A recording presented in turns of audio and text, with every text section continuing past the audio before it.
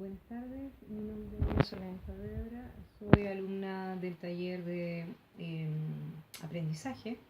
Vamos hoy día a presentar un mapa conceptual que va a resumir los contenidos vistos en la asignatura.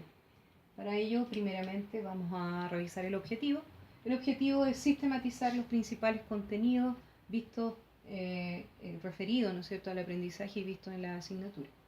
Por otro lado, vamos a revisar que el tema es el aprendizaje, los elementos y las herramientas que utilizamos para aprender. Vamos a comenzar diciendo qué es el aprendizaje. Bueno, el aprendizaje dice acá, ¿no es cierto?, que es un proceso. Como proceso, un proceso de asimilación, ¿no es cierto?, que va a permitir comprender la realidad, además de transformar al sujeto y su entorno. Pero no solamente al sujeto y en su entorno, sino que va a modificar al sujeto específicamente en su estructura cognitiva interna. Este aprendizaje puede ser de diferentes maneras o se puede dar de diferentes maneras, pero uno de ellos es el memorístico, que es mucho más repetitivo, ¿no es cierto? Por otro lado tenemos un aprendizaje que puede ser significativo, mucho más significativo, y eso implica, ¿no es cierto?, una mayor retención a través del tiempo. Cuando hablamos de un aprendizaje significativo, también estamos hablando de un aprendizaje que integra conocimiento, no solamente repetir por repetir, ni solamente de alguna manera cuando decimos calentamos la materia.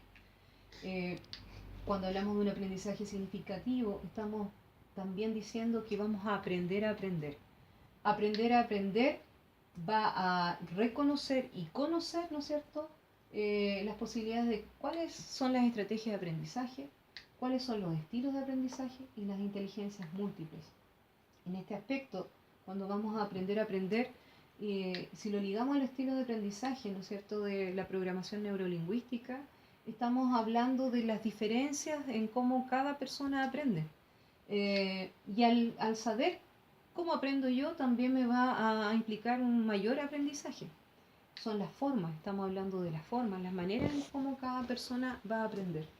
En este aspecto, nosotros tenemos este back que implica el estilo visual, el estilo auditivo y el estilo kinésico.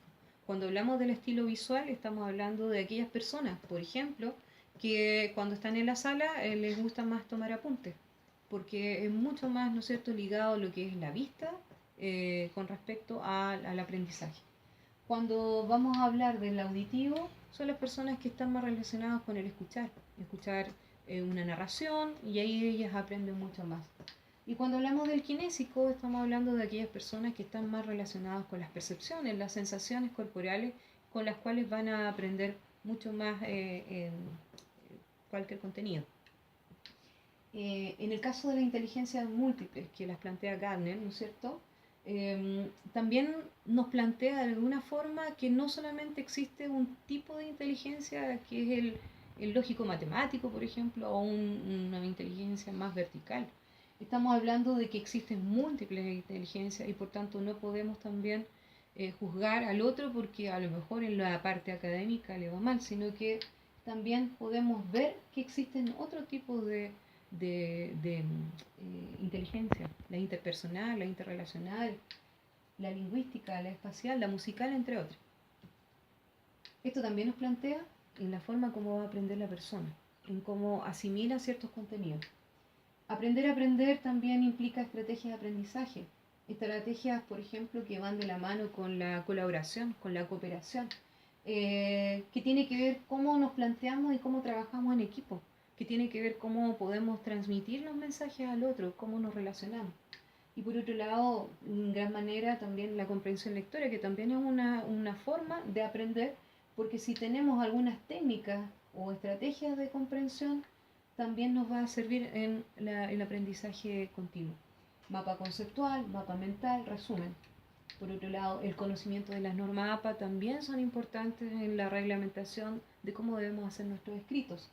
Y el conocimiento de los tipos de memoria también nos va a dar a conocer acerca de cómo también podemos mejorar este proceso básico.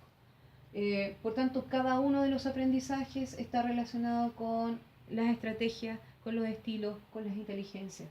Aprender a aprender es un proceso y es un proceso que podemos mejorarlo.